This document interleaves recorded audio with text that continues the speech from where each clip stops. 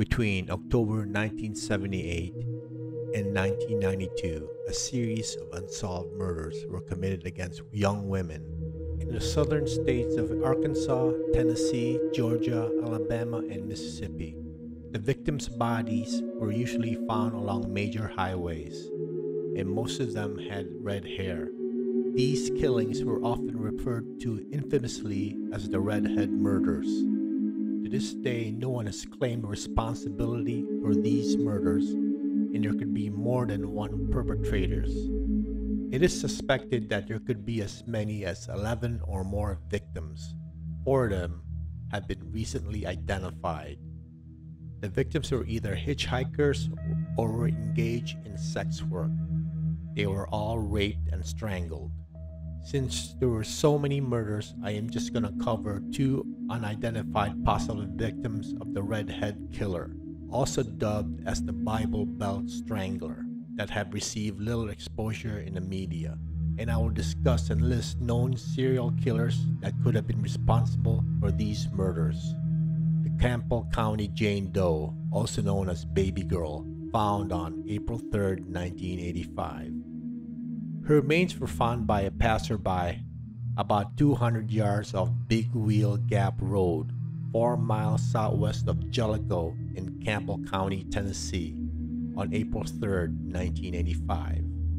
Only 32 bones were recovered, as they had been scattered by animals down the slope of a hill, but her skull was intact enough for a head and face reconstruction. The bones and skull were found in a garbage dumping area near an abandoned shaft mine. The cause of death is undetermined. However, investigators believe that the individual or individuals responsible for disposing her body were likely familiar to the area, as the road she was left near would be difficult to come across by chance, so it's likely to be a murder. The victim was white and between the age of 9 to 15 years old. Height, weight, hair, and eye color could not be determined. Some silver dental fillings were observed in her teeth. A pair of hiking boots, size 5, and a bracelet made of plastic buttons were found near the remains, but it's unknown if they belonged to the child. She might have been dead for at least a year or 4 years after being found, so she was probably murdered between 1981 to 1984. Her remains were examined, and it was determined that the girl was born and raised in Central Texas or Florida for the first few years of her life, but she later moved elsewhere in the country, possibly the Midwest, Rocky Mountains, Southwest, or Pacific Coast states. She was not likely in Tennessee for long. Also, her age range is below the median for the other victims of the Bible Belt killers, but the circumstances of her death may connect her to them. Dental records, small samples of DNA, and the clay composites are the only clues that could identify this poor girl. The Rising Fawn Jane Doe, found on December 16, 1988.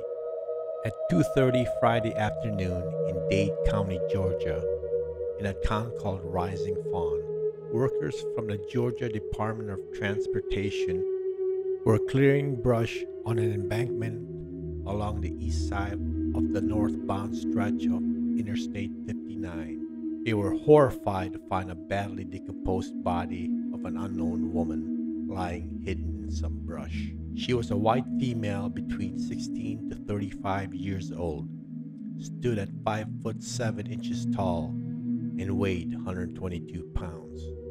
The Jane Doe had red auburn shoulder-length hair with frosted ends, and she had noticeably crooked teeth. She wore a long-sleeved navy blue pullover shirt. Her jeans were the Calvin Klein brand, and her shoes were a size 9 lace-up and ankle-high. Her only undergarments was a navy blue bra. She was not wearing underwear or socks. She had a small gold chain around her neck and wore a white gold ring with a heart on the top of her left pinky finger. Detectives nicknamed her the Rising Fawn Jane Doe, and it is believed that she was not a local and was probably a hitchhiker from another state. Her killer either picked her up at a truck stop or on a road. It seems like most hitchhikers, she trusted her killer and was comfortable with him. She was then raped and then strangled to death in his vehicle or another location, and then dumped in this area on I-59. She laid there for days or a week before being discovered by the workers. The police had a hard time identifying her because she was so badly decomposed, and the rain and freezing temperatures at that time took away all the evidence needed to get an identification. Her remains were stored at a crime lab for 2 years until she was finally buried at a local cemetery in Georgia. Her remains were dug up 14 years later to obtain DNA and also to produce clay renderings and sketches from her skull so that hopefully someone will recognize her face and identify her. Her DNA has been collected and they are awaiting a match from her relatives tracing her genealogy.